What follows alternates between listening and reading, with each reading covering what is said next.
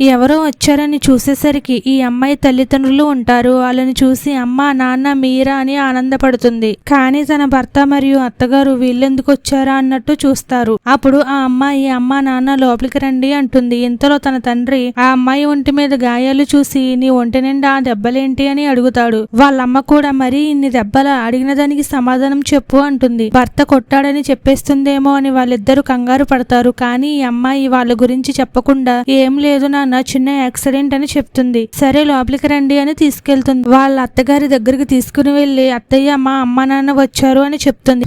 అప్పుడు భర్త చూసాంలే ఎందుకు వచ్చినట్టు అని అంటాడు. వెంటనే వాళ్ళ అమ్మ అంటే మా అబ్బాయి ఉద్దేశం సడన్ గా వచ్చారు కదా, అందుకే ఎందుకు వచ్చారా అని అడుగుతున్నాడు అని చెప్తుంది.